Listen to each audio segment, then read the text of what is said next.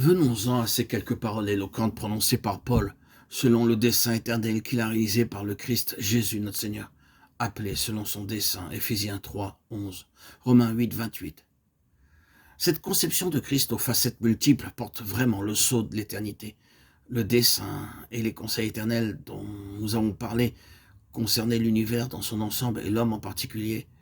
L'Écriture stipule clairement et de manière incontournable que ce plan de Dieu, où la rédemption ne figurait pas, avait pour objet son Fils Jésus-Christ, et que ce plan conçu dans les conseils éternels de Dieu englobait la création des âges.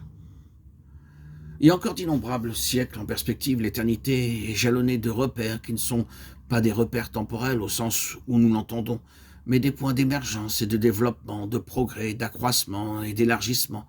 Si vous et moi étions nés le jour de la Pentecôte, et si nous avons survécu jusqu'au retour du Seigneur, nous n'aurions jamais épuisé tout ce qui est en Christ. Nous aurions certes découvert quelque chose, atteint un certain stade dans notre connaissance de Christ, mais il nous aurait fallu un siècle de plus, dans des circonstances différentes, pour découvrir ce que nous n'aurions jamais pu découvrir dans le contexte de cette vie présente. Et une fois passé ce stade, de nouveaux horizons s'ouvriraient sans doute devant nous. Le surplace n'existera pas dans l'éternité. Son rôle est d'accroître son empire sans fin. Ésaïe 9, 6.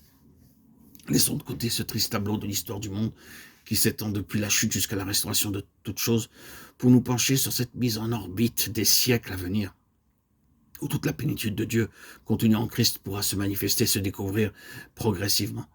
Tout au long de ces ères interminables où nos capacités, nos facultés évolueront et s'accroîtront, tout comme le cadre où nous serons placés.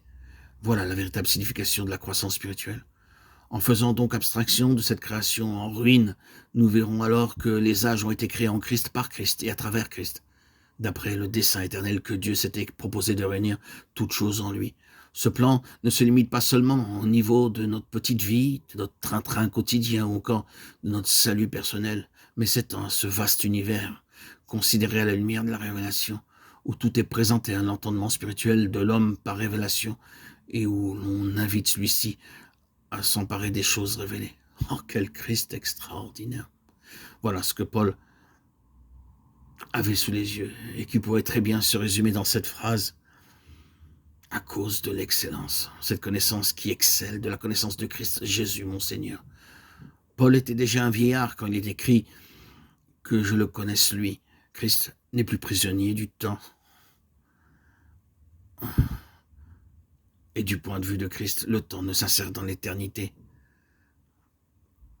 que par la nécessité de la rédemption en vue de rétablir le dessein éternel de Dieu, selon le dessein éternel qu'il a réalisé par le Christ Jésus, notre Seigneur, appelé selon son dessein. Éphésiens 3, 11, Romains 8, 28.